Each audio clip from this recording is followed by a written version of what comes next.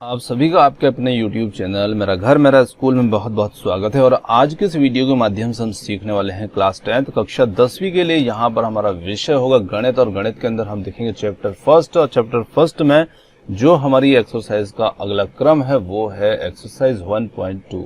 तो चलिए स्टार्ट करते हैं और समझते हैं आज के इस एक्सरसाइज 1.2 को और किस प्रकार के क्वेश्चन है, किस प्रकार इनको हल किया जाएगा। देखिए फर्स्ट क्वेश्चन है यहाँ पर, निम्नलिखित संख्याओं को अभाज्य गुणनखंडों के गुणनफल के रूप में व्यक्त कीजिए। बहुत अच्छा प्रश्न है और बहुत सरल सा प्रश्न भी है। तो देखिए यहाँ पर आपको क्वेश्चन दिया जा रहा है, अभाज्य गुणनखंडों के गुणनफल के रूप में संख्याओं को लिखिए। तो कहने का मतलब है कि यहाँ पर जो संख्याएं हमें दी जा रही है इन्हें हमें इनके अभाज्य गुणनखंड के रूप में लिखना है। अब किस प्रकार से हम इनके गुणनखंड निकालेंगे और कैसे लिखेंगे, देखिए सबसे पहले यहाँ पर हम फर्स्ट वाले क्वेश्चन को हल करते हैं। तो फर्स्ट वाला जो क्वेश्चन है हमारा वो है यहाँ पर 140। तो देखिए 140 को हम इसके अभाज्य गुणनखंड निकालते हैं। तो गुणनखंड निकालने के लिए हमारी जो विधि है इस प्रकार से हम इसको निकाल सकते हैं। देखिए सबसे पहले आपको क्या करना है, ये थोड़ा सा देख लेना है कि किसी भी नंबर के लास्ट में 0 होता है, 2 होता है, 4, 6, 8 ये सम संख्याएं होती, तो आप उसे बिल्कुल 2 से विभाजित कर सकते हैं। तो सबसे पहले हम शुरुआत 2 से करते हैं और 2 से इसमें भाग लगाएंगे। तो 140 में हम 2 से डिवाइड करेंगे तो ये हो जाता है 2 7 14 और ये हो जाता है 0। तो यहाँ पर हो जाएगा 70। फिर हम देखिए 0 आ गया तो 0 भी हम 2 से डिवाइड कर सकते हैं, 5 से भी कर सकते हैं। तो यहाँ पर हम लेते हैं फिर से 2 लेंगे तो ये हो जाएगा 35, यानी कि 2 3 6 और 2 5 10। फिर इसी के साथ अब देखिए यहाँ पर 5 आ गया। तो जब भी कोई संख्या होती है उसमें 5 0, देखिए थोड़ा सा मैं यहाँ आपको लिख देता हूँ, जैसे कि आप 0 2 4 6 और 8 वाली संख्याएं होती हैं तो इन्हें आप 2 से डिवाइड कर सकते हैं, है ना। और जब भी आपके नंबर के अंदर 5 0 आता है तो आप इसे 5 से भी डिवाइड कर सकते हैं। ये थोड़ा सा इन बातों का ध्यान रखिएगा। अब सीधे सीधे आप पहाड़ा लगा कर भी देख सकते हैं। तो यहाँ पर आप 5 से डिवाइड करेंगे या 7 से भी कर सकते हैं। तो पहले हमें छोटे नंबर से लेना है फिर बड़े नंबर से। तो 5 से हम इसको डिवाइड करते हैं 35 को, तो ये हो जाता है 5 7 35। इसी के साथ फिर देखिए संख्या 7 आ गई, 7 को फिर 7 से डिवाइड करेंगे एक बार। तो यहाँ पर ये जो नंबर इनके निकल करके आए हैं यही इनके अभाज्य गुणनखंड हैं। अब इन्हें हम क्या करना है, गुणनफल के रूप में लिखना है। तो इन सबको आपस में इस प्रकार से आप गुणनफल के रूप में लिख सकते हैं। जैसे हमने लिखा यहाँ पर 140 और 140 के जो गुणनखंड आए हमें वो प्राप्त हो रहे हैं 2 गुणित 2 गुणित 5 गुणित 7, और गुणा में आप 1 भी कर दें क्योंकि नीचे 1 भी है ना। और 1 लिखते नहीं लिखते कोई फर्क उससे पड़ता नहीं, पर हमें लिखना चाहिए क्योंकि कहीं कहीं ये 1 ही मौजूद हो तो उस स्थिति में हमारे लिए ज़रूरी हो जाता है। चलिए आगे बात करते हैं। अब देखिए एक तरीका तो ये हो जाता है कि इस प्रकार से आप इसको लिख सकते हैं, और दूसरे तरीके में आप क्या है कि इसमें जो भी नंबर 2 बार 3 बार आते हैं उन्हें कोई घात के रूप में भी लिख दिया जाता है। जैसे यहाँ पर मैं लिख देता हूँ 2, कितनी बार आ रहा है 2 बार, तो मैं इसे यहाँ पर 2 की पावर 2 लिख देता हूँ, 2 की घात 2। फिर यहाँ पर देखिए 5 है, 5 तो एक बार है और 5 पर कोई घात नहीं लगी मतलब कि एक घात है। इसी प्रकार से हम यहाँ पर 7 लिख देते हैं, 7 के ऊपर कोई घात नहीं लगी मतलब कि एक घात है। इस प्रकार से हम इनको लिख सकते हैं। और एक आप लिखें नहीं लिखें यहाँ पर ज़रूरी उसके लिए नहीं है ना। तो चाहे तो लिख भी सकते हैं और नहीं भी चाहे तो कोई दिक्कत नहीं है, क्योंकि एक का गुणा करोगे तो उतनी ही संख्या मिलती है। चलिए तो ये हमारा पहला क्वेश्चन हुआ। पहले क्वेश्चन को इस प्रकार से हम हल कर लेंगे। अब बढ़ते हैं हमारे दूसरे क्वेश्चन की ओर और दूसरे क्वेश्चन को हल करते हैं। देखिए दूसरा क्वेश्चन जो है वो है हमारा 156। तो 156 को यहाँ पर फिर हम 2 से भाग लगा के देखेंगे। देखिए 2 से लगाते हैं आप सीधे सीधे तो 6 है लास्ट में। तो यहाँ पर 6 वाली स्थिति में 2 से भाग लग जाएगा, तो यहाँ पर हम लगा सकते हैं 2 से, 2 7 14 और 2 8 16, 78 हो गया। इसी के बाद फिर देखिए फिर वापस सम संख्या है, पीछे हम 2 से डिवाइड कर सकते हैं। 2 से फिर हमने इसको भाग लगाया तो 2 3 6 और 2 9 18। अब देखिए यहाँ पर हम 3 से लगा सकते हैं, तो यहाँ 3 से लगा दे, 3 एकम 3 और 3 3 9। अब देखिए 13 जो है वह ऐसी अभाज्य संख्या होती है कि सिर्फ और सिर्फ ये 13 से ही भाग इसमें लगता है या 1 से लगता है। तो 13 से 13 भाग लगाया तो हम जाएगा एक बार यहाँ पर। अब इसके गुणनखंड हो गए ये चारों नंबर। अब इन्हें फिर इसी प्रकार से यहाँ पर हम लिख सकते हैं 156 बराबर यहाँ पर 2 गुणित 2 गुणित 3 गुणित 13 गुणित 1, है ना। इस प्रकार से लिखा जा सकता है। अब आप इस तरीके से ना लिखें तो आप इस तरीके से लिख सकते हैं, जैसे मैं दूसरे तरीके से बता रहा हूं उनको, जो घात के रूप में लिखा जाता है। इस तरीके से भी आप इन्हें लिख सकते हैं। तो 2 की घात 2 हो जाएगी क्योंकि 2 2 बार आ रहा है, फिर 3 एक बार है तो 3 गुणित 13। इस प्रकार से भी आप इन्हें लिख सकते हैं। अब जो भी आपको ठीक लगता हो तरीका, उस तरीके से आप इन्हें लिख दीजिएगा। चलिए अगले थर्ड क्वेश्चन की बात करते हैं। थर्ड वाले को किस प्रकार से हल करेंगे, देखिए थर्ड वाला जो है वो है हमारा 3825। तो देखिए जब भी संख्या के अंदर यहाँ पर 5 आ गया, 0 आ गया, तो हम 5 से लगा सकते हैं, साथ साथ हम इसे 3 से भी लगा सकते हैं, पर शून्य की स्थिति में नहीं लगाएंगे। तो देखिए यहाँ पर ये हमने इसे लगाया पहले 3 से। अब देखिए 3 से भाग जाएगा कि नहीं जाएगा, 3 एकम 3, 3 दूनी 6 और यहाँ से बच रहे हैं 2, 3 7 21, है ना। फिर यहाँ 22 थे तो 3 से 21 और 3 5 15, तो ये 5 बार गया इस प्रकार से।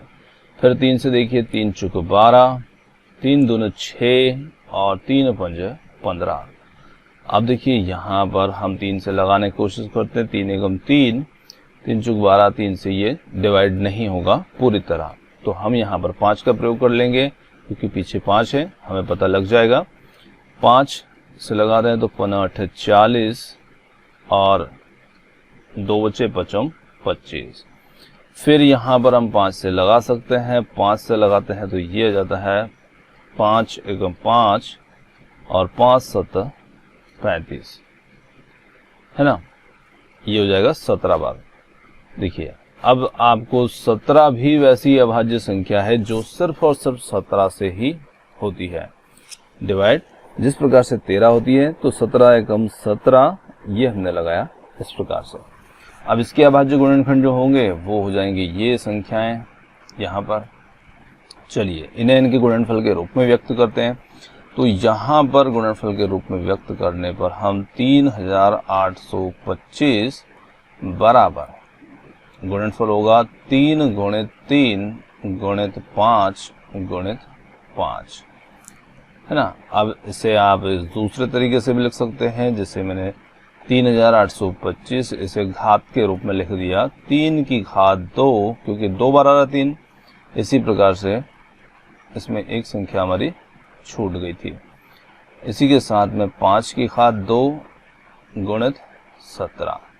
तो आप चाहे तो ये तरीका इस्तेमाल कर सकते हैं, चाहे तो ये कर सकते हैं, दोनों में से कोई सा भी तरीका इस्तेमाल किया जा सकता है। चलिए अब बढ़ते हैं हमारे अगले क्वेश्चन की ओर, जो कि चौथा क्वेश्चन है। देखिए चौथा क्वेश्चन जो है वो है 5005।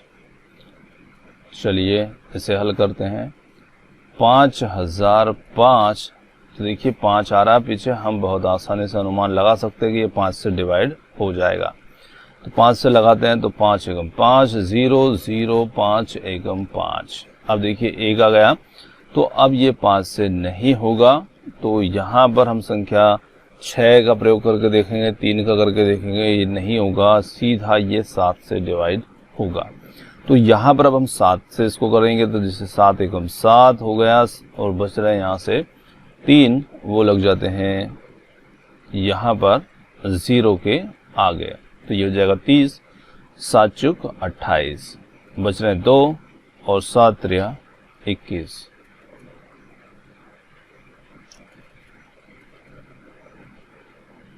ये इसे फिर हम आगे भाग लगाते हैं। 7 के बाद में 8 से नहीं होगा, 9 से नहीं होगा, 10 और सीधे ये पहुंच जाएंगे हम 11 पर। 11 से इसको डिवाइड करेंगे तो 11 एकम 11 और बच रहे 3, 11 त्रिया 33, 13 बार। फिर यहाँ पर देखिए 13 जो होता है वो सिर्फ और सिर्फ 13 और 1 से ही होता है डिवाइड। तो यहाँ पर 13 में लगाएंगे एक बार। अब इसे हम यहाँ पर लिखेंगे गुणनफल के रूप में 5005 बराबर 5 गुणित 7 गुणित 11 गुणित 13, है ना। अब देखिए कोई भी नंबर जो है वो यहाँ पर 2 बार 3 बार नहीं आ रहा है, सब एक एक बार आ रहे हैं। तो हम सिर्फ इसे इसी प्रकार से लिख देंगे, है ना। इसे हमें डबल से लिखने की ज़रूरत नहीं होगी, दूसरे तरीके से नहीं लिखने की ज़रूरत होगी क्योंकि सब एक जैसे ही इसमें आ रहे हैं। तो यहाँ पर इस प्रकार से हम इसे लिख देंगे। चलिए अगले क्वेश्चन की ओर बढ़ते हैं। अगला हमारा 5वां क्वेश्चन है और 5वें क्वेश्चन को किस प्रकार से हल करेंगे। 7429 है, इसे हम डिवाइड करेंगे। तो देखिए ये थोड़ा सा अलग टाइप का क्वेश्चन है और यहाँ पर ये सीधे सीधे आप 2 से 3 से 4 से 5 से ऐसे इसमें भाग लगा करके देखेंगे, कल्पना करेंगे कि ये जाएगा या नहीं जाएगा, इनसे भागित होगा कि नहीं होगा। अब जैसे जैसे आप क्रम ऊपर बढ़ाते जाएंगे तो जैसे आप 10, 12, 13, 14, 15, 16 तक पहुंच जाएंगे, ये नहीं होगा। और ये सीधे सीधे यहाँ पर 17 से ही डिवाइड इसमें होता है। तो 17 से आप लगाएंगे तो ये हो जाएगा 17 चुकू 68। ये देखिए अब बच रहे हैं यहाँ पर कितने, 68 और 2 70 और 4 ये 6 बच रहे हैं। तो ये हो जाएगा 62। अब 17 दूनी 34, 17 दूनी 51, 3 बार यहाँ पर, और फिर ये यहाँ पर 62 हुआ था, 62 से हमने 17 दिया 51 किया, तो यहाँ पर बच रहा है 11, 17 7 119। देखिए ये हो गया। फिर इसके बाद हम इसे भाग लगाते हैं सीधे सीधे 19 से। 19 से लगाएंगे तो ये होगा यहाँ पर 38, और 38 के बाद 2 40, 40 और 3 5 बज रहे हैं, 19 त्रिया 57। तो ये हो जाएगा 23, और 23 भी वही अभाज्य संख्या है जो सिर्फ और सिर्फ खुद से और 1 से डिवाइड होती है। तो यहाँ पर इसके जो गुणनखंड बन रहे हैं वो बनेंगे ये संख्याएं। तो यहाँ पर इसे लिखा जा सकता है 7429 बराबर 17 गुणित 19 गुणित 23 गुणित 1। ये हो जाएंगे इसके अभाज्य गुणनखंड का गुणनफल। चलिए उम्मीद करते हैं कि आप पहला क्वेश्चन जो है वो बिल्कुल समझ चुके हैं।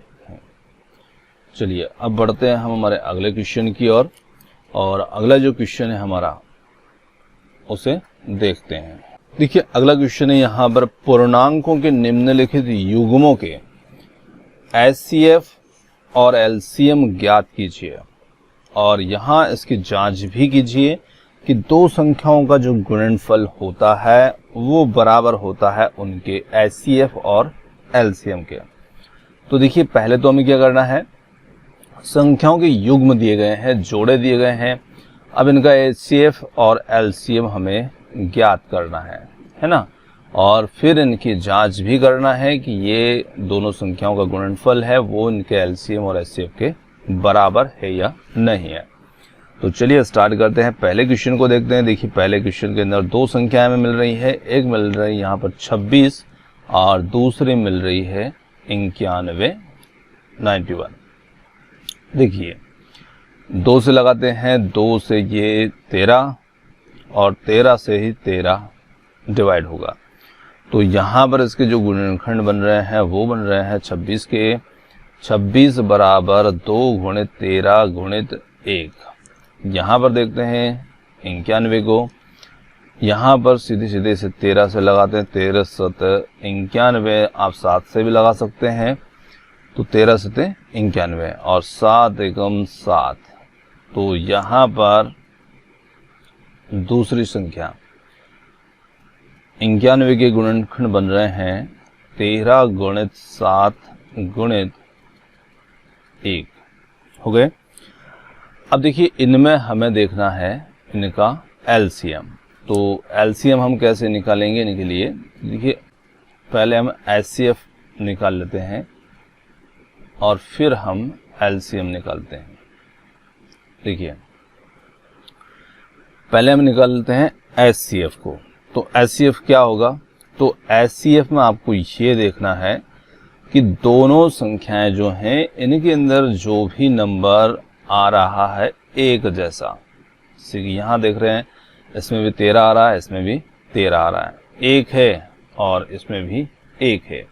तो हमारा एचसीएफ जो होगा वो दोनों संख्याओं में जो भी नंबर आ रहा है वो हमारा एचसीएफ हो जाएगा 13 गुणित 1। 13 गुणित 1 करेंगे कितना हो जाएगा 13। तो एचसीएफ इन दोनों संख्याओं का क्या हो जाएगा 13। चलिए अब हम बात करते हैं इनके एलसीएम की। देखिए एलसीएम क्या होगा, तो जो हमने एचसीएफ लिया है उस एचसीएफ को ले लें। तो हमने लिया 13। अब देखिए 13 इसमें भी था, इसमें भी था, दोनों में से था, तो उसे हमने एक बार ले लिया। और इसे छोड़ करके जो भी नंबर यहाँ पर बच रहे हैं, जैसे 2 है, इसमें 7 है, तो इन्हें भी ले लीजिए 2 गुणित 7। अब ये जो नंबर होगा ये इन संख्याओं का एलसीएम बन जाएगा और यहाँ पर आप इन दोनों का गुणा कर सकते हैं। तो जब आप यहाँ पर गुणा करेंगे तो 13 दूनी ये 26 और 26 गुणित 7 कर देते हैं तो 7 छंग 42 का 2 हासिल 4 और 7 दूनी 14 और 4 18। तो 182 जो होगा वो इन संख्याओं का एलसीएम हो जाएगा। हो गया क्लियर। तो इस प्रकार से आप इनके एचसीएफ और एलसीएम को निकाल सकते हैं। अब इसी में आगे हम बात कर रहे हैं कि इनकी जांच भी करके दिखाइए कि दोनों संख्याओं का गुणनफल जो है वो एचसीएफ और एलसीएम के बराबर होगा। तो चलिए इसकी जांच कर लेते हैं। तो देखिए जांच के लिए यहाँ जगह नहीं है तो मैं थोड़ा सा इधर कर रहा हूँ, आप थोड़ा सा एडजस्ट कर लीजिएगा उसको ताकि क्वेश्चन पूरा आपके सामने रहे। तो यहाँ पर मैं इनकी जांच कर रहा हूँ, ये मैं जांच कर रहा हूँ। अब देखिए जांच के लिए हम क्या करेंगे, इसमें कहा गया है कि दोनों संख्याओं का गुणनफल। तो पहली संख्या और गुणित दूसरी संख्या और दोनों संख्याओं का गुणनफल बराबर एचसीएफ और एलसीएम का गुणनफल। तो देखिए पहली संख्या हमारी थी यहाँ पर 26 और गुणित 91 और एचसीएफ हमने निकाला 13 और एलसीएम हमने निकाला 182। अब देखिए ये दो पक्ष हो गए, ये यहाँ पर एलएचएस है, ये आरएचएस है। तो जो हमारा लेफ्ट हैंड साइड और राइट हैंड साइड है दोनों संख्याओं का हम गुणा कर लेंगे, इसका भी और इसका भी। अब जब हम गुणा करते हैं इनका तो यहाँ पर आप गुणा करके देख सकते हैं। मैंने गुणा करके पहले से रखा है ताकि ज़्यादा टाइम ना लगे, इसलिए मैंने पहले से कर रखा है ना।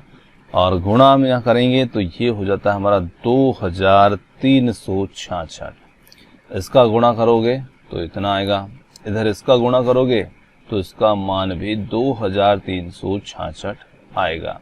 और जब दोनों साइड आपके बराबर आ जाते हैं तो आप समझ जाइए कि आपका सवाल बिल्कुल एकदम सही है। और यदि कहीं पर एक पक्ष कम या ज़्यादा आता है तो उस स्थिति में आपके द्वारा कहीं ना कहीं गलती हो रही है, तो ऐसा आप समझ सकते हैं जांच के माध्यम से। तो इस प्रकार से हम इन दोनों संख्याओं का जो है ये जांच भी कर लेंगे। चलिए अगले क्वेश्चन की ओर बढ़ते हैं। अब हम देखिए अगला क्वेश्चन है यहाँ पर हमारा दूसरा, और दूसरे क्वेश्चन के अंदर हम देख पा रहे हैं 510 और 92 है। चलिए दूसरे को हल करते हैं। 510 यही ले लेते हैं इसे। देखिए 2 से डिवाइड करेंगे, 2 से हम करते हैं इसको, तो 2 दूने 4 और 2 पंजे 10, 2 पंजे 10, 255 होगा। फिर यहाँ पर हम इसे 5 से लगा सकते हैं, 5 25 और 5 एकम 5। फिर यहाँ पर 3 से लगा सकते हैं, 3 से ये लग जाएगा 17 बार, और 17 को 17 से ही लगाना पड़ेगा एक बार।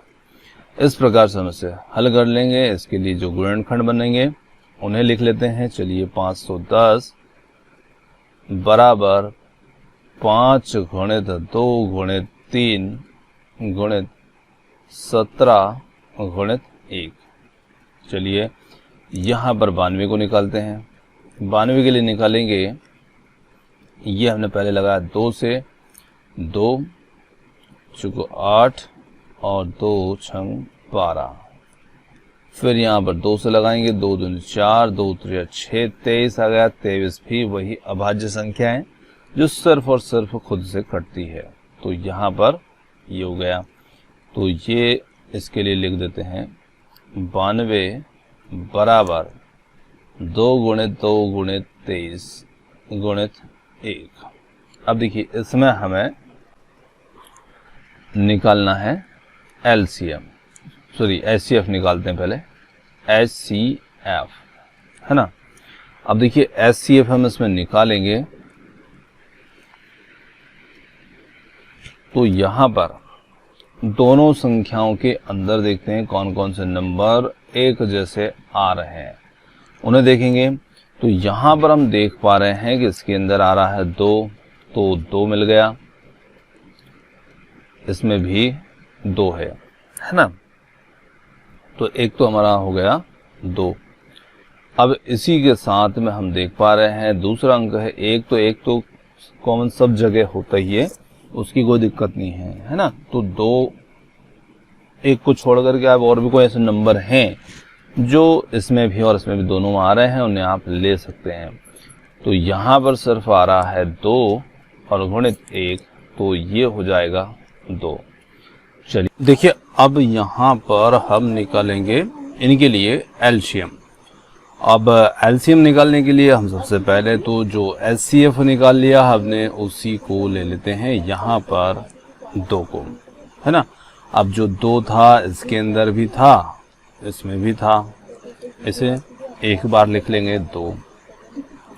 अब इसे छोड़ करके जो भी अंक इसमें शेष बच रहे हैं दोनों नंबर में, उन्हें हम ले लेते हैं। तो देखिए यहाँ से बच रहे हैं हमारे सामने ये 2 नंबर, है ना, और 1 भी ले लेते हैं। तो चलिए 2 गुणित 23 लिया। इधर से देखते हैं तो यहाँ पर हमारे सामने बच रहा है ये चारों नंबर, क्योंकि ये नहीं आए हैं। तो इसमें हमने 5 गुणित 3 गुणित 17, और दोनों में 1 है, तो 1 को तो चाहे हम ना भी ले तो कोई दिक्कत नहीं है, क्योंकि हम यहाँ ले चुके हैं ऑलरेडी उसको। चलिए अब इन सभी नंबर का हमें आपस में गुणा कर लेना है। तो चाहे आप 2 के जोड़े बनाकर गुणा कर लें, जैसे इन दोनों का कर लें, इन दोनों का कर लें, और फिर जो भी जैसे ये हो जाता है यहाँ पर 17 तिया 51, और ये 5 3 15 का 5 हासिल आया 1, और 5 दूनी 10 और 1 11, और 2 दूनी 4, है ना। फिर इन तीनों नंबर का आप आपस में गुणा कर लीजिए, और जब इनका आपस में आप गुणा करते हैं तो उस स्थिति में इनका जो उत्तर निकल के आता है वो आता है 23,460। ये जो होगा 23,460 जो रहेगा वो इन संख्याओं का एलसीएम होगा। तो एलसीएम हमारा हो गया यहाँ पर 23,460। चलिए अब करते हैं इनके लिए जांच, और जांच में हम लिखते हैं उत्तर की जो भी जांच होगी हमारी। देखिए प्रथम संख्या और गुणित द्वितीय संख्या। अब मैं थोड़ा विस्तार से उसको नहीं लिख रहा हूं क्योंकि आपने पहले भी क्वेश्चन देख लिए। ये हमारी प्रथम संख्या है और ये हमारी द्वितीय संख्या है। बराबर यहाँ पर हम लिखेंगे HCF और गुणित LCM। LCM और HCF का गुणनफल इन दोनों के गुणनफल के बराबर आना चाहिए, मतलब हमारा सवाल सही है। तो यहाँ पर प्रथम संख्या हमारी जो थी वो थी 510 और दूसरी संख्या थी यहाँ पर 92 और HCF जो है वो हमें मिला है 2 और LCM मिला हमें 23,460, है ना। अब देखिए आप 23,460 का दुगना करते हैं तो ये हो जाता है यहाँ पर 23 दूनी 46 हो जाएगा, तो ये 46 हो गया और 460 है तो 460 का डबल हो जाता है 920, है ना। तो 46,920 जो होगा ये इनका गुणा कर दिया 2 का हमने इसमें पूरे नंबर में, तो 46,920 इधर आप गुणा करके देखेंगे तो इधर भी आपको यही संख्या जो है ये प्राप्त हो जाएगी। आप बिल्कुल गुणा करके देख सकते हैं 46,920। अब दोनों संख्याएं यहाँ पर बराबर आ गई, हमारी जो लेफ्ट हैंड साइड है और बराबर राइट हैंड साइड। तो यहाँ पर कह सकते हैं कि अब हमारा सवाल जो है वो पूरी तरह सही है। चलिए उम्मीद करते हैं आप समझ गए होंगे। अब बढ़ते हैं हम थर्ड क्वेश्चन की और चलिए अब देखते हैं हम थर्ड वाले क्वेश्चन को। थर्ड वाला क्वेश्चन जो है हमारा यहाँ पर है। थर्ड वाले क्वेश्चन को किस प्रकार से सॉल्व करेंगे, यहाँ पर सेकंड लिखा है तो ये ध्यान रखिएगा थर्ड वाला क्वेश्चन है और यहाँ पर हमें नंबर दिए हैं इसके अंदर 336 और इसी के साथ में है 54।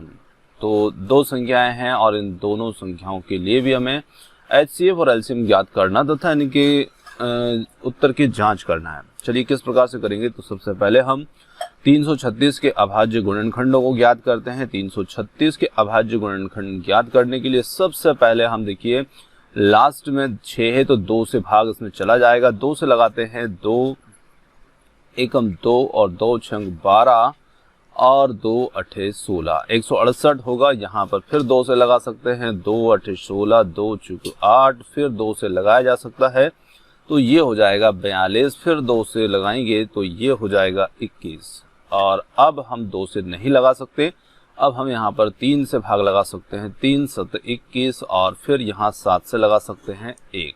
तो यहाँ पर इस प्रकार से हम इसे लगाएंगे। चलिए 54 को देखिए, 54 में हम किस प्रकार से इसके अभाज्य गुणनखंड निकालेंगे। तो बेसिक यहाँ पर 4 है पीछे तो हम 2 से लगा सकते हैं, बिल्कुल 2 से लगाएंगे, 2 दूनी 4, 2 7 14, फिर यहाँ पर हम 3 से लगा सकते हैं, 3 9 27, फिर यहाँ 3 से लगाया जा सकता है, 3 3 9 और 3 एकम 3।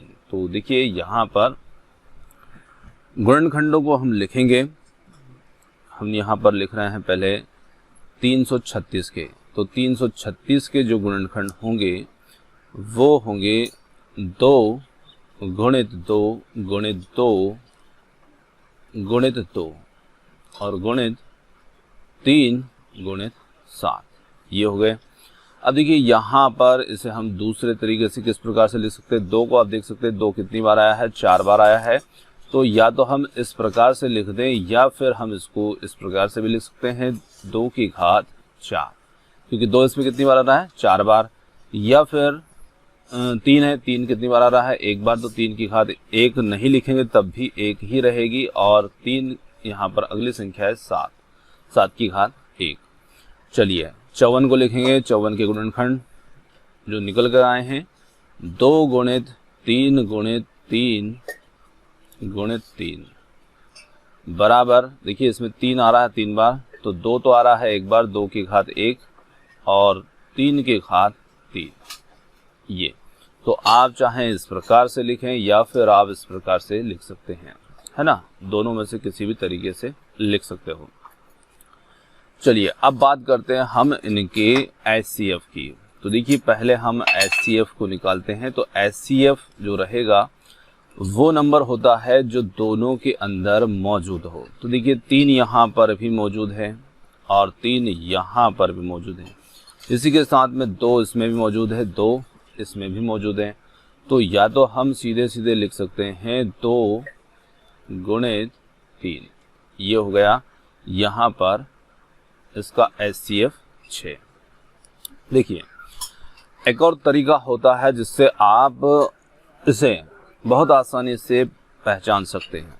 देखिए, जो अभाज्य गुणनखंड होते हैं, इन अभाज्य गुणनखंडों में से प्रत्येक जो संख्या के गुणनखंड हैं, चाहे हम 336 की बात करें या फिर इसकी बात करें, तो संख्याओं में प्रत्येक उभयनिष्ठ या अभाज्य गुणनखंड की सबसे जो छोटी घात हुआ करती है उनका गुणनफल, तो देखिए छोटी घात पर होना चाहिए कैसी, वो उभयनिष्ठ, मतलब वो इसमें भी हो और इसमें भी हो, वो छोटी घात की संख्याएं और उनका गुणनफल कर देंगे, वही हमारा एचसीएफ होगा।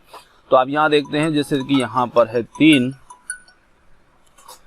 तो 3 में यहाँ पर घात कुछ नहीं है, 1 मान लेते हैं, 1 ही होगी। उसी प्रकार से यहाँ पर भी 3 की घात 1 है। अब देखिए 3 इसमें भी है, इसमें भी है, तो यही उभयनिष्ठ संख्या हुई। अब इनकी न्यूनतम घातें, जो सबसे छोटी घातें हैं, 1 होंगी। यहाँ पर देख सकते हैं 2, 2 की घात 4 है, पर हम देख सकते हैं कि इसमें से हम 2 की घात 1 को अलग लिख लेते हैं और 2 की घात 3 को एक जोड़ा बना देते हैं, तो 2 यहाँ पर दोनों में उभयनिष्ठ हो जाता है। तो इस प्रकार से भी आप इसको पहचान सकते हैं। तो ये हो गया हमारा एचसीएफ। अब बात करते हैं इनके एलसीएम की। तो देखिए, एलसीएम के लिए हम क्या करेंगे, जो संख्याएं उभयनिष्ठ जो गुणनखंड हैं उन्हें छोड़ करके उसको तो यहाँ लिख लेंगे हम 2 गुणित 3, और इसका मतलब हो जाएगा 6। तो 2 गुणित 3 तो हमने ये एचसीएफ जो था यही लिख दिया। अब इसे छोड़ करके जो संख्याएं बच रही है उन्हें आप लिख दीजिए गुणा के रूप में। तो जैसे यहाँ पर 2 गुणित 2 गुणित 2 3 बार बच रहा है, तो सीधे सीधे हम इनका गुणा ही कर देते हैं। जैसे 2 का गुणा आप इस 2 में करेंगे 4, 4 का इसमें करेंगे 8, तो मैं सीधे यहाँ पर लिख रहा हूँ 8। इसके बाद इसमें बच रहा है यहाँ पर 7, तो ये लिख दिया मैंने 7, है ना। चलिए, अब नीचे की संख्या में क्या बच रहा है, देखिए ये दोनों तो उभयनिष्ठ गुणनखंड के रूप में एचसीएफ में शामिल हो चुके हैं, तो इन्हें तो हमने वहाँ लिख चुके हैं, जो यहाँ पर हमने लिखा है इसमें एक बार ही लिखेंगे इनको। अब 3 गुणित 3 बच रहा है, तो 3 गुणित 3 का मतलब हो जाएगा सीधे सीधे 9। तो देखिए, अब यहाँ पर 2 गुणित 3 का मतलब हो जाता है 6, तो आप सीधे 6 भी लिख सकते हैं। यहाँ पर 6 गुणित 8 गुणित 7 गुणित 9, ये वो सभी संख्याएं हैं जो यहाँ पर हमें नज़र आ रही है। इनको सीधा गुणा करके मैंने लिख दिया है, ताकि यहाँ हमें ज़्यादा लंबी संख्याएं ना लिखना पड़े, उसके लिए। अब इन तीनों का जब हम आपस में गुणा करेंगे, इसका इसमें कर देंगे, फिर जो उत्तर आएगा उसका इसमें कर देंगे, फिर इसमें कर देंगे। किधर से भी आप गुणा कर सकते हैं, सभी स्थिति में आपका गुणा बराबर ही आएगा। और जब आप इन संख्याओं का गुणा करेंगे तो यहाँ पर इनका जो उत्तर निकल करके आएगा वो आ जाएगा 3024, है ना। तो 3024 जो होगा वो इन संख्याओं का क्या होगा, एलसीएम होगा। चलिए, अब इनके उत्तर की जांच करेंगे। देखिए, गुणा आप कर सकते हैं, इसलिए मैंने उसमें किया नहीं है, है ना, सीधे मैंने करके रखा है, उसको लिखा है। चलिए, आगे हम बात करेंगे इनकी जांच की, और जांच के लिए हम लेते हैं प्रथम संख्या गुणित द्वितीय संख्या और बराबर एलसीएम गुणित एचसीएफ, है ना। तो प्रथम और द्वितीय संख्याओं का गुणनफल, प्रथम संख्या है हमारी 336, 336 का गुणनफल करेंगे, उसमें 54, द्वितीय संख्या है इसका गुणा करेंगे, और एलसीएम हमारा आ रहा है यहाँ पर, सॉरी मैंने एचसीएफ लिख दिया, ये आ रहा हमारा 3024 और गुणित एचसीएफ है 6। जब इसका हम इसमें गुणा करेंगे तो 6 चुके 24 का 4 हासिल 2, और 6 दूनी 12 और 2 14 का 4 हासिल 1, 6 का 0 में 0 और 1 जोड़ेंगे तो यहाँ पर हो जाएगा 1, और 6 3 18, तो ये हो जाएगा 18,144। अब इनका आप गुणा करेंगे तो इनका गुणा करने पर भी आपको यही संख्या जो है ये मिल जाएगी। तो यहाँ पर हम कह सकते हैं कि दोनों संख्याओं का जो उत्तर है वो हमारा बराबर आ रहा है, मतलब कि ये हमारा जो जांच है, सवाल है कि यह जो सही है। तो इस प्रकार से हम इसको हल कर पाएंगे। चलिए, अगले क्वेश्चन की ओर बढ़ते हैं। देखिए अगला जो क्वेश्चन है वो है हमारा अभाज्य गुणनखंड विधि के द्वारा निम्नलिखित पूर्णांकों के एचसीएफ और एलसीएम ज्ञात कीजिए। फिर वही का वही क्वेश्चन है और यहाँ पर भी हमें इनके एलसीएम और एचसीएफ जो है वो ज्ञात करने हैं। चलिए हल करते हैं। सबसे पहले हम फर्स्ट वाले को हल कर रहे हैं जिसमें 3 संख्याएं दे रखी है। यहाँ पर 12 है, 15 है और 21 है। चलिए थोड़ा सा दूरी पर लिख लेता हूँ। अब देखिए यहाँ पर हम 12 के गुणनखंड निकालते हैं तो 2, 6, 2, 3, 3, 1। समझ गए। 2 से हमने भाग लगाया, 12 को 6 आया, 2 से फिर 6 को लगाया, 3 आया, 3 से 3 को लगाया तो 1 आया। अब यहाँ पर 12 के लिए हम लिख सकते हैं 12 बराबरी पर 2 गुणित 2 गुणित 3। चलिए 15 के लिए लगाते हैं। 15 के लिए 3 से शुरू करेंगे, 3 5 15, 5 एकम 5। 15 के लिए हमारा यहाँ पर मान निकल कर आएगा अभाज्य गुणनखंड का 3 गुणित 5 गुणित 1। चाहे तो आप 1 लगा दें या ना भी लगाएं तो भी कोई दिक्कत नहीं है। आगे हम बात करते हैं 21 की। 21 के लिए फिर यहाँ से हम लेते हैं 3 7 21, 7 एकम 7। तो 21 के लिए हम लिखेंगे 21 बराबर 3 गुणित 7 गुणित 1। चलिए ये हमने इनके अभाज्य गुणनखंड निकाल दिए और अब हमें यहाँ पर इनका एचसीएफ और एलसीएम निकालना है। तो देखिए एचसीएफ में अब भी हमने जो सवाल किए थे वहाँ पर 2 संख्याएं थी, तो दोनों में जो अभाज्य गुणनखंड हैं उनमें जो कॉमन गुणनखंड थे, उभयनिष्ठ थे, उन्हें हमें लेना है। तो उसी प्रकार से यहाँ पर 3 संख्याएं हैं तो आप तीनों में देखिए। तो देखिए ये यहाँ पर 2 है पर इसमें 2 नहीं है। 3 को देखते हैं, 3 इसमें है, इसमें भी है और इसमें भी है। तो एचसीएफ जो होगा हमारा जो तीनों संख्याओं में है वही होगा, है ना। और 1 भी ले सकते हैं क्योंकि 1 भी तीनों में है। तो आप जब एचसीएफ लेंगे तो 3 गुणित 1 लिखेंगे तो उत्तर आपका 3 ही आएगा। तो ये हो गया आपका एचसीएफ। चलिए इसी के साथ आगे हम लेते हैं एलसीएम। तो देखिए एलसीएम लेने के लिए इन तीनों को छोड़ करके अब जो बच रहा है, क्या बच रहा है, जैसे यहाँ पर पहले तो आप 3 को लिख दीजिए क्योंकि 3 जो एचसीएफ होगा वो भी हमें लिखना होगा। तो ये ले लिया। अब वो तीनों में था, एक बार ही लिया जाएगा ये। अब देखिए यहाँ पर बच रहा है 2 गुणित 2, मतलब कि ये सीधे सीधे हम इसको लिख सकते हैं 4 या फिर ऐसे लिख दें 2 गुणित 2। 15 वाली संख्या में से बच रहा हमारे लिए सिर्फ 5, तो यहाँ पर ले लेते हैं 5 और 21 वाली संख्या से बच रहा है केवल 7। तो ये हो गया। तो यहाँ पर हम 3 और 2 का गुणा करते हैं, 3 दूनी 6, 5 दूनी 10 और ये 7, है ना। अब देखिए 10 सतह हो जाएगा आपका 70 और 70 गुणित कर देते हैं 6, तो 6 का 0 और 6 सतह 42, 420।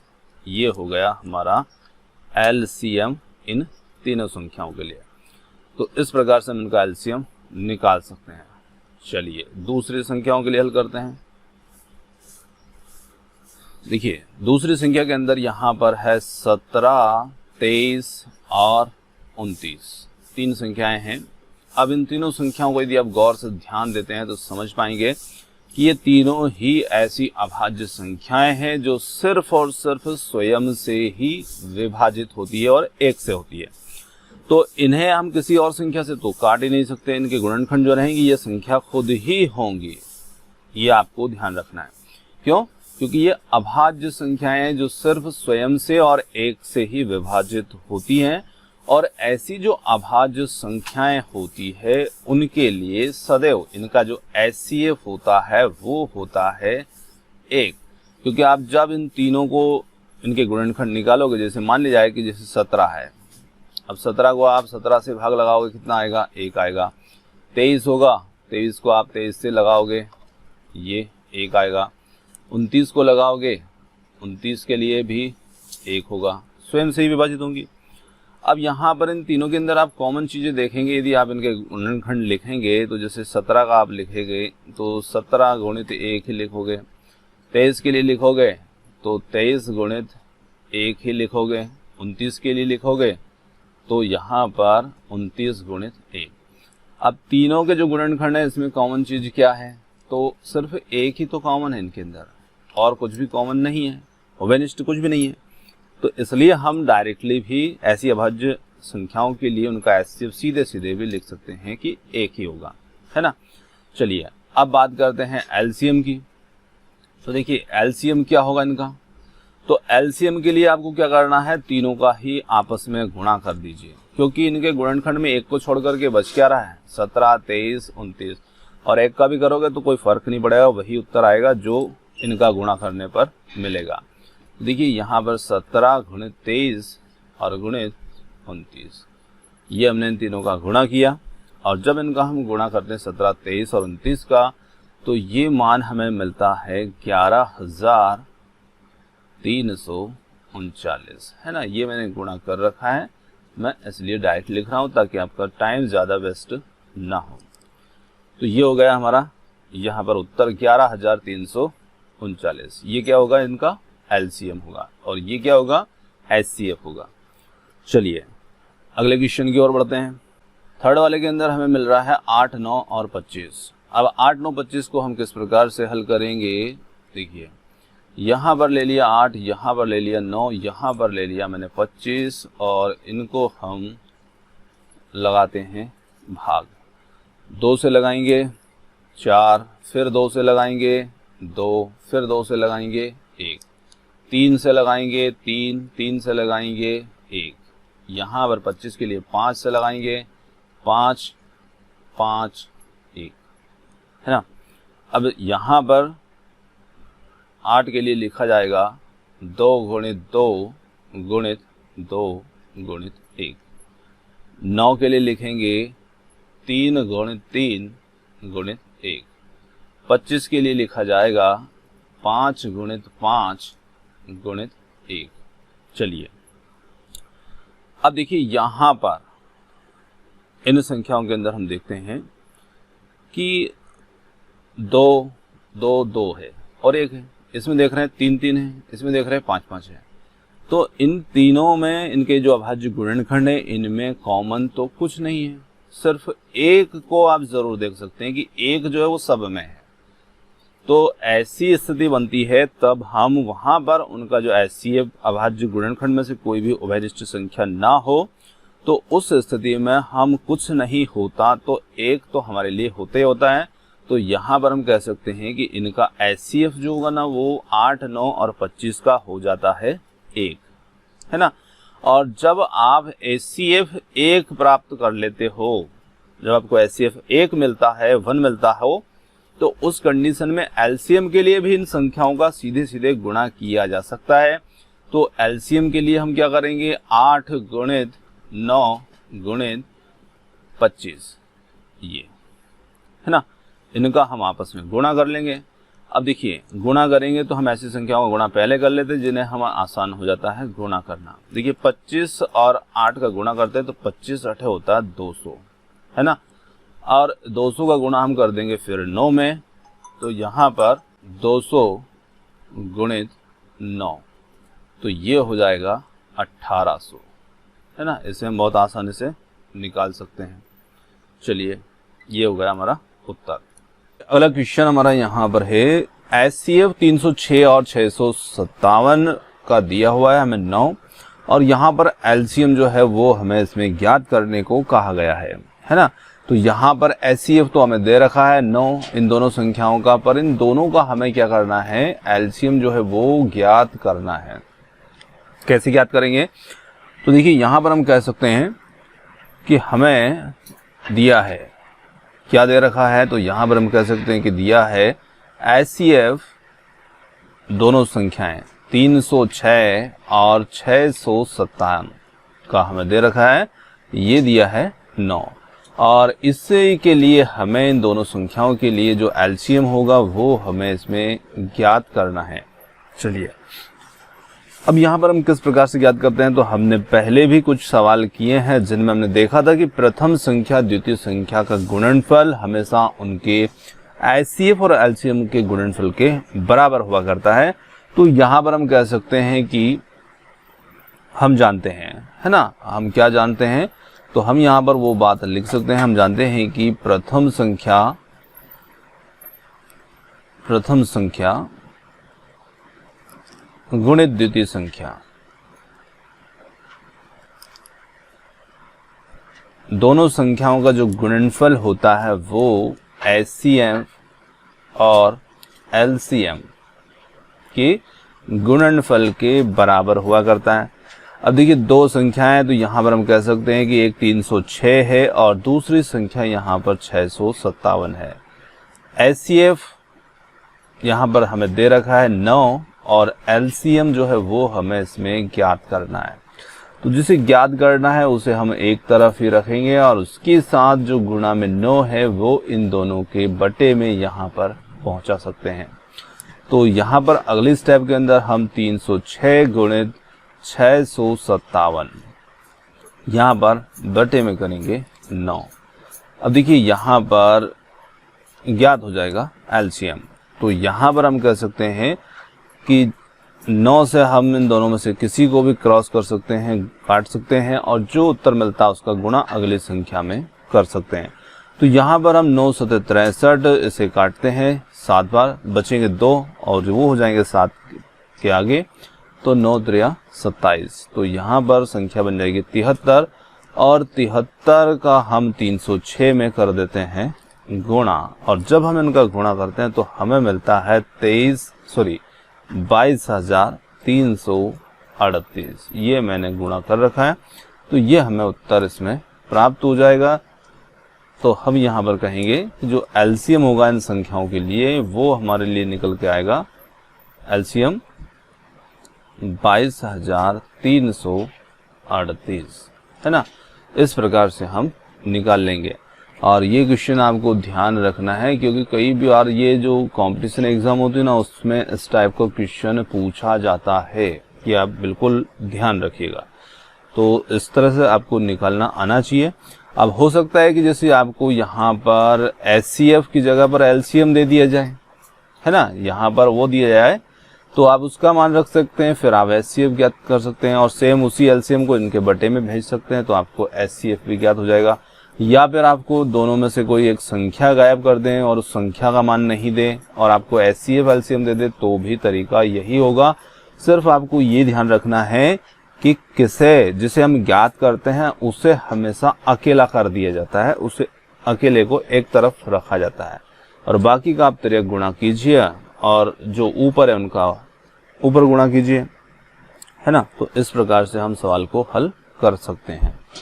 चलिए अगले क्वेश्चन की ओर बढ़ते हैं। जांच कीजिए कि क्या किसी प्राकृत संख्या n के लिए संख्या 6 की घात के रूप में यहाँ पर n है और अंक 0 पर समाप्त हो सकती है। ये हमारे लिए सवाल है।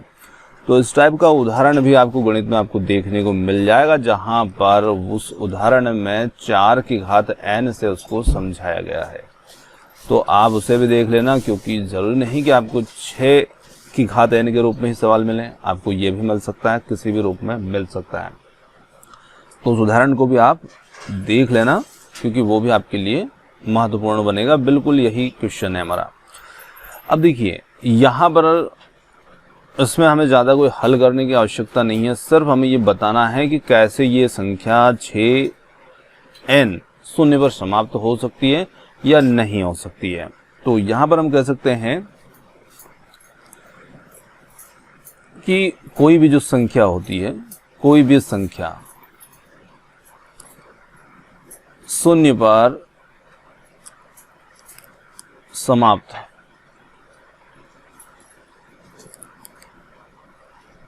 होने के लिए, कोई भी संख्या को लिख सकते हैं यहाँ पर, कोई भी संख्या को 0 पर समाप्त होने के लिए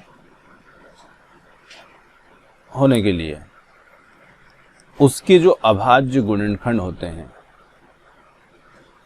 होने के लिए उसे या तो 10 से विभाजित होना पड़ेगा, ये भी आप लिख सकते हैं 10 से विभाजित, या फिर हम कह सकते हैं या फिर इसी का मतलब है 10 से विभाजित का, क्योंकि 10 के आप गुणनखंड निकालते हैं तो क्या निकल के आएंगे 2 और 5। तो या तो आप कह सकते हैं कि 10 से विभाजित हो, या फिर हम कह सकते हैं कि उसके अभाज्य गुणनखंड अभाज्य गुणनखंड 2 गुणित 5 आना चाहिए, है ना। ये उसके अभाज्य गुणनखंड आने चाहिए, तो वो जो संख्या है वो शून्य पर समाप्त हो सकती है। पर यदि ये नहीं आते तो हम लिख देंगे कि ये शून्य पर समाप्त नहीं होगी, क्योंकि आप 2 गुणित 5 करते हैं, कितना आता है 10, और 10 में शून्य होता है नहीं होता है ये आप देख सकते हैं। तो इस प्रकार से आप इसको लिखेंगे। अब हमारे पास में जो संख्या है वो तो है यहाँ पर 6 की घात n, है ना। अब 6 की घात कुछ भी हो सकती है यहाँ पर n की जगह पर, तो यहाँ पर हम 6 के अभाज्य गुणनखंड करते हैं। 6 के अभाज्य गुणनखंड करने पर, अब देखिए इसके जब हम अभाज्य गुणनखंड करते हैं तो 6 बटे यहाँ पर 2 से भाग लगाएंगे, 2 3 6 और 3 एकम 3। इसके अभाज्य गुणनखंड हमने किए तो 6 बराबर हमें क्या मिला, 2 गुणित 3, जबकि यहाँ पर हमें क्या आना चाहिए, या तो 2 गुणित 5 आना चाहिए। तो ये संख्या जो है ये शून्य पर समाप्त तो हो सकती थी इसकी घात के रूप में n हो तो, पर यहाँ पर नहीं आ रहे हैं, तो हम कहेंगे कि इसका गुणनखंड जब हमने किया है, अतः 6 का गुणनखंड करने पर हमें 2 गुणित 3 प्राप्त हुआ। अतः यह संख्या जो होगी ये शून्य पर समाप्त नहीं होगी, ये हम इसमें लिख सकते हैं, है ना। ये चलिए, अब आप समझ गए क्वेश्चन को, तो सीधे सीधे आपको सिर्फ इस प्रकार से लिख करके इसके अंदर दिखाना है। चलिए अगले क्वेश्चन की ओर बढ़ते हैं। जो क्वेश्चन है हमारा वो है, व्याख्या कीजिए कि यहाँ पर 7 गुणित 11 गुणित 13 प्लस 13 और 7 गुणित 6 गुणित 5 गुणित 4 गुणित 3 गुणित 2 गुणित 1 प्लस 5 ये भाज्य संख्याएं हैं। ये हमें इसमें सिद्ध करके दिखाना है। तो देखिए किस प्रकार से हम इसको सिद्ध करके यहाँ पर इस प्रकार से दिखाएंगे कि ये भाज्य संख्याएं होती है। देखिए सबसे पहले यहाँ पर क्वेश्चन में आपको समझना है कि भाज्य संख्याएं क्या होती है। तो देखिए भाज्य संख्या जो होती है उसको समझते हैं। भाज्य संख्या जो होती है वो किसी से भी विभाजित हो जाती है। उदाहरण के लिए जैसे हमने यहाँ पर 14 लिया, है ना। अब 14 को आप 2 से भी पूर्णतः भाग लगा सकते हैं। ये आपने लगा दिया 2 सते 14। आप 7 से भी लगा सकते हैं। आप 14 को 14 से भी लगा सकते हैं। आप 14 को 1 से भी लगा सकते हैं। तो यहाँ पर ये संख्या कितनी संख्याओं से विभाजित हो रही है आप देख सकते हैं, 1 2 3 4। तो ये संख्या भाज्य होगी। अब उदाहरण के लिए यहाँ पर अभाज्य संख्या जो हम ले रहे हैं, अभाज्य को देखिए। अभाज्य संख्या जो होगी वो सिर्फ और सिर्फ, जैसे 7 लिया, अब 7 को आप कितने से विभाजित कर सकते हो, सिर्फ 7 से या फिर 7 को 1 से।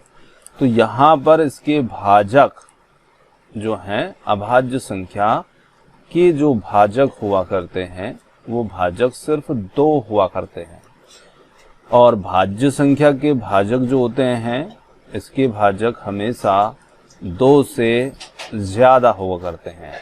यह आपको सरल सी पहचान मिल जाएगी। अभाज्य के भाजक कितने होते हैं, सिर्फ 2, और भाज्य के भाजक कितने होते हैं, भाजक का मतलब जिनसे हम भाग लगा रहे हैं, तो भाज्य के भाजक जो होते हैं वो 2 से ज्यादा होते हैं, और अभाज्य के भाजक सिर्फ और सिर्फ 2 होते हैं। जिन 2 में से एक तो संख्या जो होती है वो स्वयं ही होती है, और एक होता है 1, है ना। ये तो स्वयं और 1, अब इन दोनों को छोड़ करके और किसी से संख्या में भाग यदि चला जाए तो हम कहेंगे कि वो संख्या क्या है, भाज्य है। और सिर्फ स्वयं उस संख्या से ही और 1 से ही भाग जाए तो उसे हम कहेंगे कि ये अभाज्य संख्या है। अब हम हमारे क्वेश्चन के ऊपर आते हैं और इसे समझते हैं। अब देखिए यहाँ पर हमारे सामने जो संख्याओं का उदाहरण है उसे देखिए।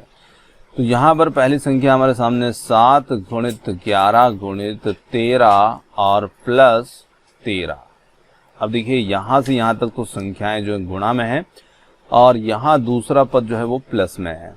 तो यहाँ पर इस पद से हम 13 और इस पद से भी 13 को कॉमन ले सकते हैं। तो 13 यहाँ पर हम कॉमन लेते हैं तो ये हो जाता है 7 गुणित 11 और इस 13 की जगह पर बचेगा 1, है ना। तो 13 और 7 गुणित 11 77 हो जाता है। जब हम उसमें गुणा करेंगे 11 77 और प्लस ये बन गया 1, तो 77 और 1 हो जाएगा 78 और ये 13। अब यहाँ पर देखिए 13 78 और इसमें चाहे हम आगे 13 गुणित 78 गुणित 1। अब ये जो हैं इन संख्या के जो भी संख्या होगी ना ये उसके गुणनखंड का ही रूप है, ये उसके अभाज्य गुणनखंड ही हमें प्राप्त हैं। तो इनकी संख्या देखिए, एक हम लगा सकते हैं, किसी भी संख्या में लगा सकते हैं। ये आपको ध्यान रखना है कि एक यहाँ हमने डायरेक्ट लगा दिया तो एक को हम लगा सकते हैं। जो भी संख्या आपको मिलेगा ना एक तो उसमें लगता ही है, तो आप निश्चित यहाँ लगा सकते हैं। तो एक तो खुद हो गया, एक 13 हो गया, एक 78 हो गया, ये संख्या के अभाज्य गुणनखंड में। और इन भाजकों की जो संख्या है जिनसे उस संख्या में भाग जा सकता है, इन भाजक की संख्या यहाँ पर कितनी है, 2 से ज़्यादा है, 2 से अधिक है।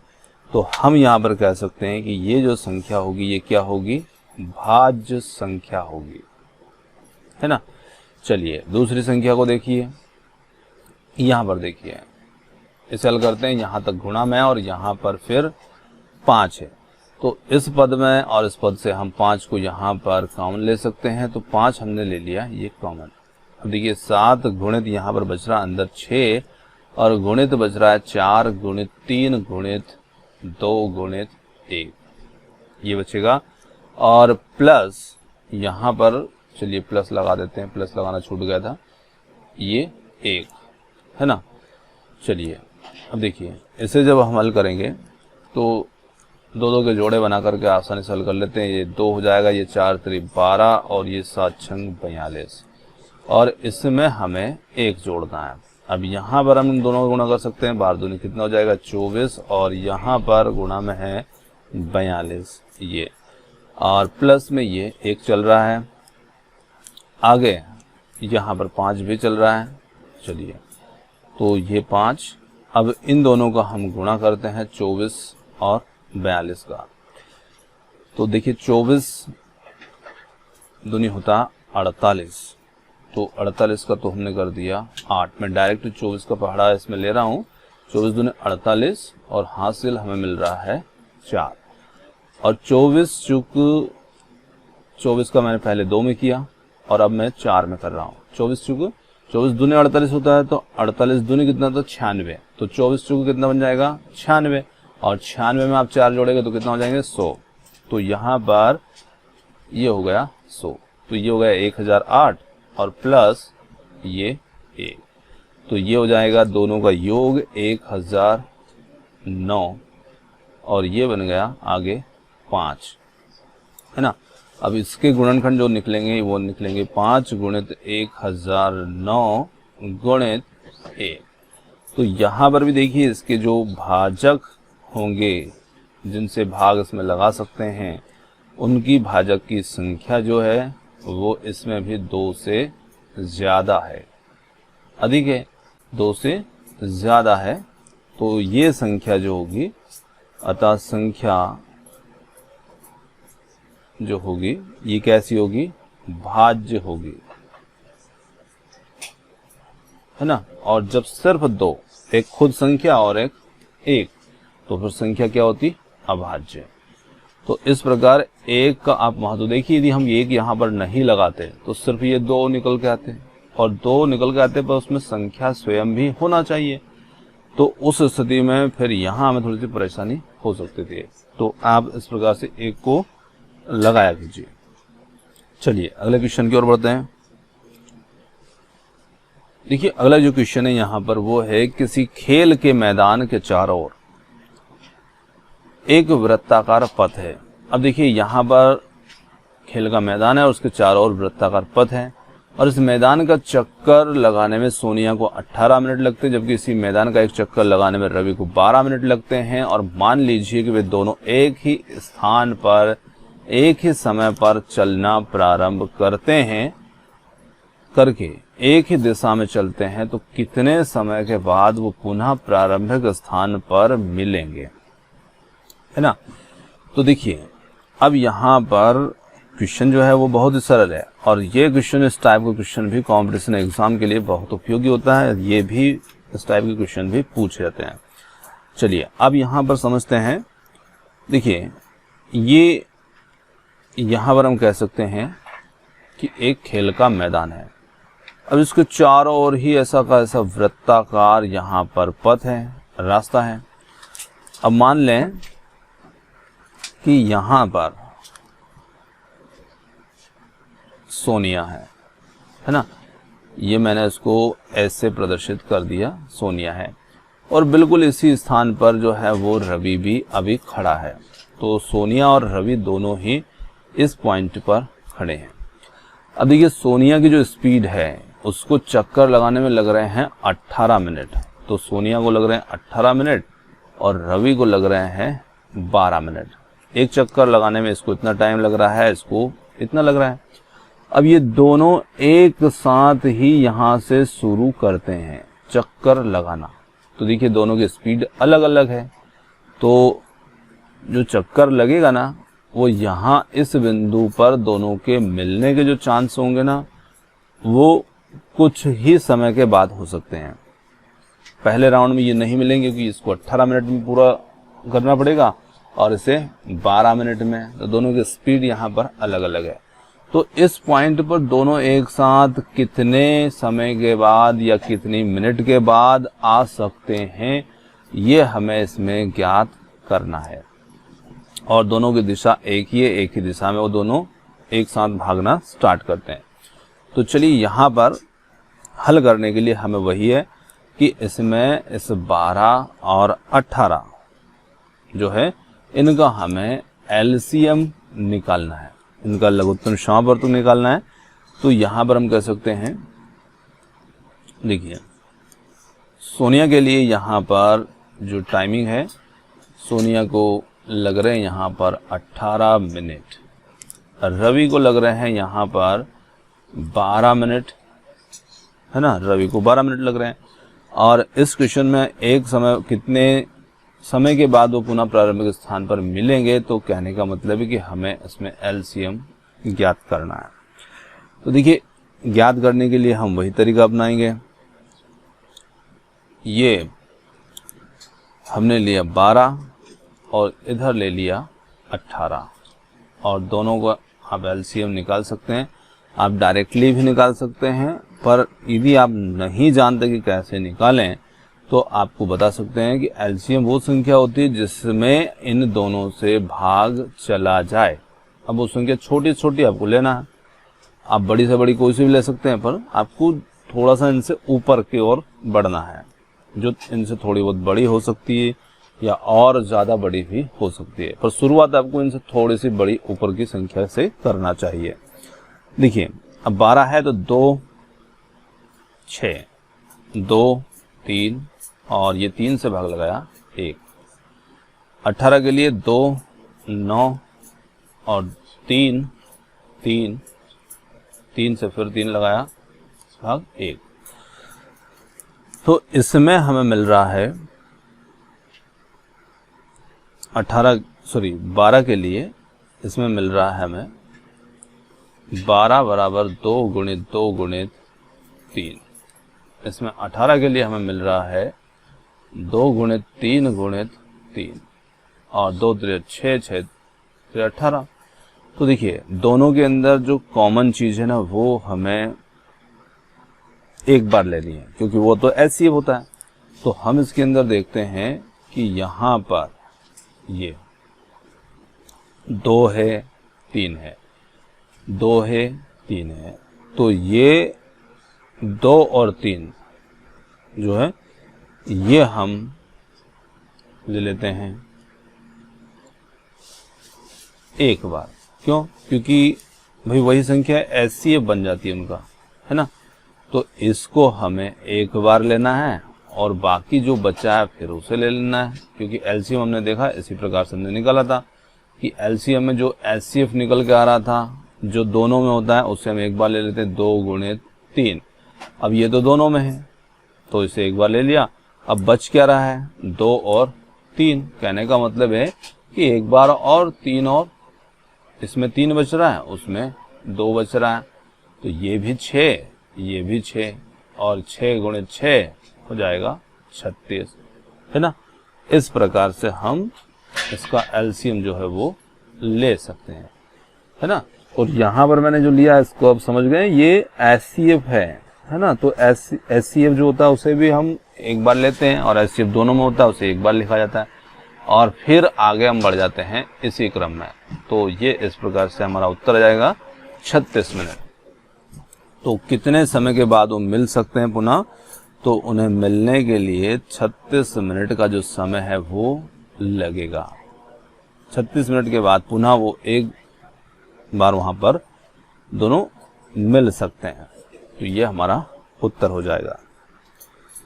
ये थे आज के हमारे गणित से संबंधित अभ्यास प्रश्नावली 1.2। और प्रश्न आपको कैसे लगे कमेंट्स करके बताइएगा। और आपको वीडियो पसंद आया तो वीडियो को लाइक शेयर और चैनल को सब्सक्राइब कर सकते हैं। आपने हमें इतनी देर सुना उसके लिए बहुत बहुत धन्यवाद। Thank you so much.